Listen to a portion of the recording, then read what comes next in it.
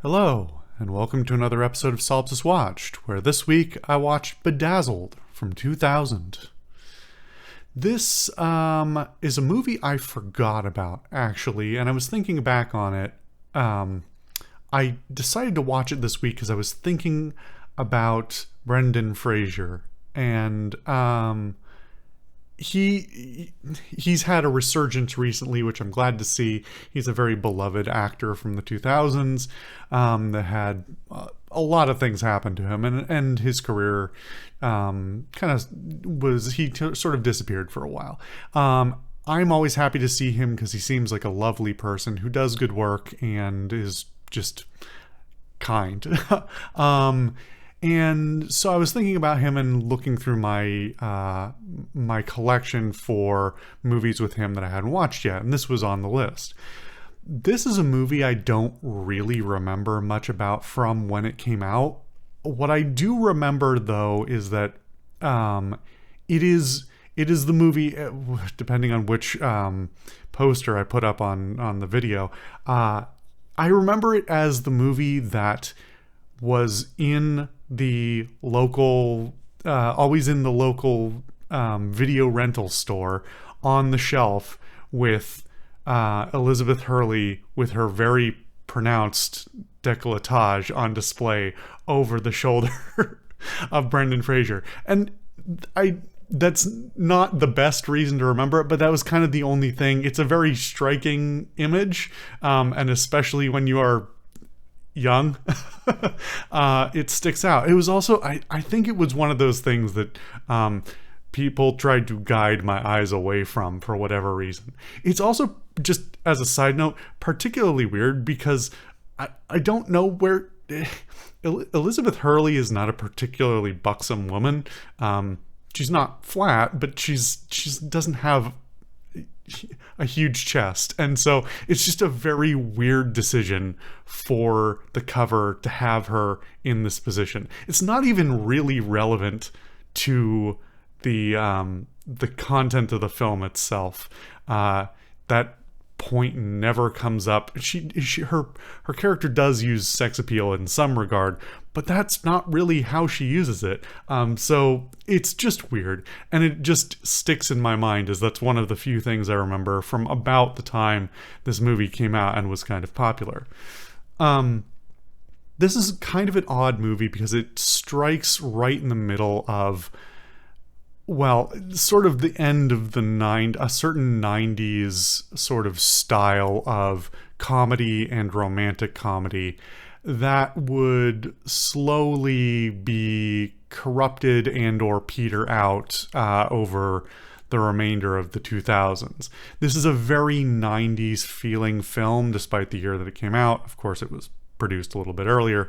And it is reflective of a lot of things about the era, including both good and bad.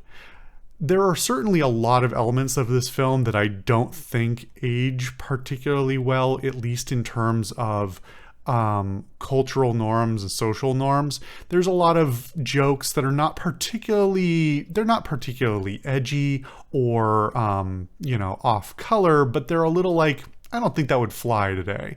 And it certainly wouldn't get the laughs that it probably did back then. And even some of the tropes that it uses are particularly dated in an interesting kind of way. Right off the bat, at the beginning of the film, Fraser's character is framed as being, he's framed as being sort of desperate and needy, but also kind of dorky and trying too hard. Or at least I think that was the intention of the presentation.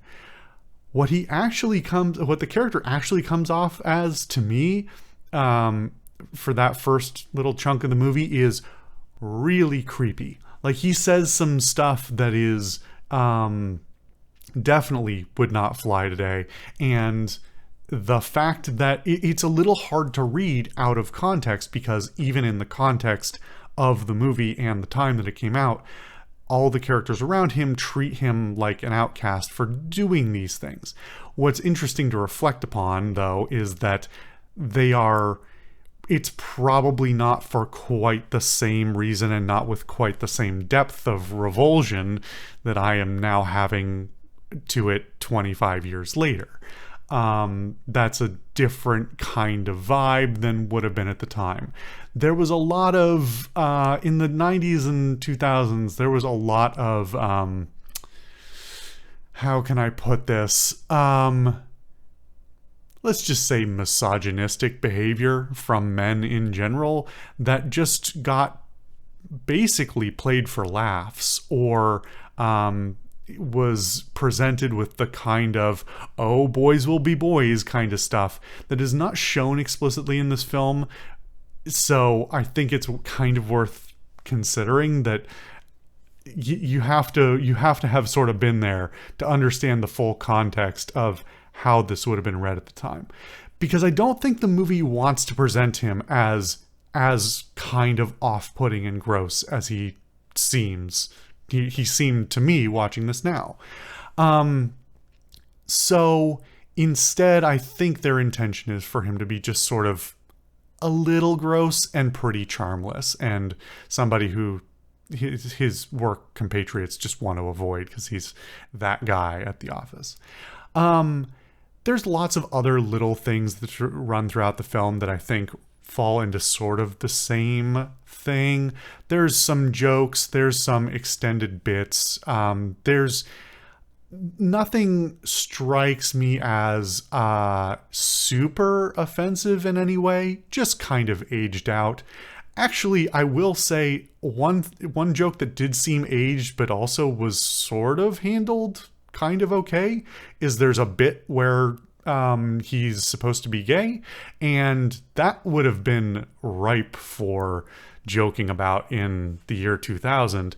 They actually handle it with a surprising amount of grace. It's still played as a joke, but not in a mocking way. It's not played with subtlety. It's definitely done with tropes that are sometimes a little bit offensive, but it's finessed pretty reasonably, I have to say. So that was an interesting dichotomy between the expectations of the time and the expectations of now. Throughout the film in general, I think the writing is pretty okay. It's not fantastic. It's not particularly complicated. This movie overall is not particularly complicated, and it's not trying to be. It's mostly just trying to be entertaining. And I think in a way, this movie reminded me of something that has sort of been lost ever since the 90s, or feels like it's been lost. The concept of just a simple comedy film that is mostly just trying to be funny, get you some giggles, not be too structured, not try and do too many different things. It's not trying to be multiple genres. I'm trying to think of some of the comedy movies that I've watched on this show, and there really aren't that many because we kind of don't make raw comedies anymore. Game Night comes to mind as a movie that was trying kind of hard to do too many things, including be sort of an action movie. This is a rom-com of sorts. I'll get back to that, but it is more comedy than anything else. And so it was actually quite charming to have just sort of low stakes and low expectations for the entire thing. It has enough of a story to write a framework for what it wants to do, but the wonderful part about this film really is that it is mostly just a series of loosely connected sketches, and that really gives Fraser an opportunity to flex his acting skills. Now, I'm not going to say he's, he doesn't have the most finesse as an actor, and of course, as it's a comedy, he's not going to put on the most dramatic performances in the first place either. But I think this movie really shows that he does, if you don't already know him from a variety of sources, that it's a reminder in a single movie that he does have a variety of skills. He can play a variety of characters, he can do voices, he can, he's got a lot of physical acting that he does in general, and that can be very adaptable for him. And so the most charming part of this film is really his performance and watching him play into a bunch of very, very different scenarios, and just sort of be a little bit of a goofball, but a little bit serious too. As well, his transformation from throughout the film, really ignoring the more dramatic swaps of character, his main character arc from this sort of very off-putting character at the beginning to a fairly regular, well-balanced guy by the end. The most minor of spoilers there, I suppose, is it's a pretty dramatic change, and again shows his ability to finesse a role. With Fraser, I always think, I know everybody loves him in The Mummy, but my favorite performance of his is actually in Scrubs. I think he's in multiple episodes, but he's mostly in one particular episode. And if you watch Scrubs, you know which episode it is, because it's one of the best ones they ever did, possibly the best one. And he is pivotal in that, and his finesse in his acting is pivotal to why that episode works so well. Sorry, I went on a on a tangent about Fraser. I really like him as an actor. I think he's very talented in a variety of ways, and there are a couple of other movies on my docket that have him in even more dramatic roles that I haven't watched yet, so I'd like to get around to those as well. But this movie doesn't, like I said, doesn't try and do a whole lot and isn't crazy complicated. It's a very simple setup that this sort of unlikable guy is sort of convinced into a sort of Faustian bargain. It's the old, those type of Faustian tropes of being tricked by the devil into or willingly, engaging with the devil in order to get your wildest dreams. But what's interesting is that, contrary to both the original Faust and also what I didn't realize this was, I think I had heard once upon a time that there was another Bedazzled from the 60s, I think, and I looked up a quick summary. The movie is actually quite different than this movie is quite different than the one from the 60s. Contrary to both, it has a much more sort of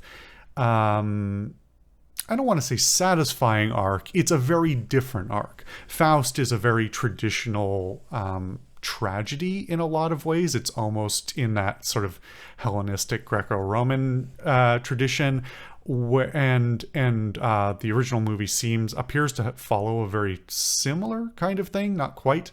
This really leans into that sort of 80s, 90s thing of rom-com or comedy, or some sort of thing where by the end they don't want to make it a tragedy, and so they bring it around in some way to allow it to have an emotionally satisfying, lighthearted conclusion. And I think it does a reasonably good job there. It even weaves in a few little emotional twists that are not super deep, but sufficient to feel like they're not, trying too hard. It's not trying to moralize to you in any regard. It's really just, it's a simple morality tale of sorts, without, interrupting the comedic aspects of it, that are so fun to watch. As far as the rest of the cast, Fraser is Fraser is obviously very good, like I've already said. Elizabeth Hurley is totally fine. I think she serves her purpose. She's an interesting twist on the story where, she is specifically being cast in the role because the way her character is written as the devil is really supposed to be somewhat seductive in a different sort of way than the traditional Faust story, that it's, playing on his wants and insecurities, for the devil to appear in a form that would also be attractive to him. And yet, surprisingly, they don't play that too hard. That really feels like the kind of thing that they would, a movie from the 80s or the 90s or 2000s would overplay, where the sex appeal of a female character who is there in part for that is really, really overdone. But they really only play it just enough to sort of indicate that that's her way of getting her hooks in him. But beyond that, that's really not particularly relevant. He doesn't even, spend a particularly large amount of time, ogling her or anything, which again would be my expectation for a movie of this vintage. And so it's surprisingly subdued. For the rest of her performance, she's totally sufficient. I think she balances between a bit seductive, a little bit menacing, but just generally enticing to him in a way that feels like she if this makes sense, fairly tricked him into the bargain. By just, coming off kind of chummy more than anything else. And her various roles, her various presentations throughout the film all sort of serve the narrative perfectly well, and add a little bit of that counterplay for comedic purposes, somebody for him to play off of, where in a lot of scenes he's the comedic lead, but really in the scenes where he is present with her, he mostly plays the straight man while she plays the comedic lead instead, which is kind of an interesting inversion of sorts. The shenanigans that happen because of her cosmic powers and stuff are fun as well. They're not particularly, surprising. Most of the comedy in general in this film is telegraphed pretty heavily, and or just predictable because of the kind of tropes and scenes that you expect from a comedy of this vintage. But it's, again, like totally sufficient, not really that offensive, and gives you some chuckles here and there. There's a bunch of side characters who I actually really like, for their recurring roles as well as he transitions through these various scenarios. There are a couple of actors who show up in some or all of these subsequent scenarios, and so seeing the same actors in there also get to play against him and have their own show their own finesse in being able to play very dramatically different characters is fun. And I recognize at least one of them, but I don't know them by name. So, but there's a bunch of good actors in there as well. Like I said, production-wise or writing-wise, it's not particularly complicated. It gets kind of everything you expect in there, and doesn't go too far and doesn't ask too much of you. As far as the production goes, this is directed by Harold Ramis, who directed a lot of things in kind of the 80s and 90s and 2000s. I think this would have been one of the later movies he directed. I believe he also directed Caddyshack and a couple of the National Lampoon movies. I don't remember exactly, but he's a totally competent director. I'm never being really blown away by his cinematography or anything, but doing a totally competent job using nice use of sets and stuff and the framing around sets and lighting to present some, very visually appealing, if not like cinematically wowing things. But it's not really what I'm looking for in a comedy most of the time anyway. They also use there's a couple of occasions of the use of CGI. It actually, if I wasn't tuned into it, most of it I wouldn't actually notice. I was curious. There's little things like right near the beginning of the film, there's a shot with some pool balls, and I was thinking, how did they do that? And I'm looking at it and going, oh, they did it with CG. I don't know how much of it is CG. I think it might all be. And for 2000, I'm actually pretty impressed with how clean it is. It looks very natural. But there's also some scenes with more dramatic CGI, and that's obviously, a lot of those are meant to look more cartoony. There's also some very good practical effects. It does play a little bit into action tropes and stuff like that, but they're played for comedy. And so there are a bunch of practical effects. There are some stunts and things that are done very well.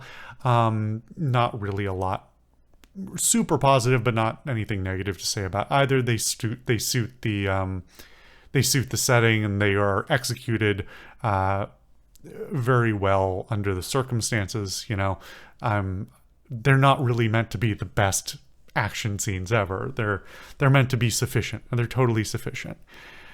And as far as like, yeah, the sets and costumes and things in general, I think, are done very well. They're not really super extraordinary. There are some locations that I think look really nice. I think there are some costumes that are fun, but they're all just doing a decent enough job. Kind of unremarkable, but in a positive way, if that makes sense. Overall, a lot of this film comes down to it just knew what it wanted to do and doesn't do a lot more. It does everything it wants to do competently. It has competent actors. It has good actors doing a competent script with a simple scenario and a limited scope. It plays off of tropes without, drowning itself in them. It's just not trying to be too much. And despite a little bit of some aging problems here and there, I think it still kind of stands out as being a pretty good example of what you can do with a simple comedy premise. I think while it's not an extraordinary film, it's one on the roster of, hey, let's remember that in current year, you don't have to make a comedy that is 5 other genres as well. You don't have to have convoluted plot lines. You don't have to have, actors that are, you don't have to have crazy actors who are doing all kinds of crazy stuff. You can kind of keep it simple. And it's just kind of charming for that. It's kind of got a nostalgic charm in that regard for me personally, and the kind of thing I'd like to see more of back in movie production. I don't know if you can make a straight comedy anymore. I just don't. Maybe that's something I should make a whole video about, but I digress. Anyway, thank you guys for watching another episode of Solipsist Watched, and I'll see you guys next time.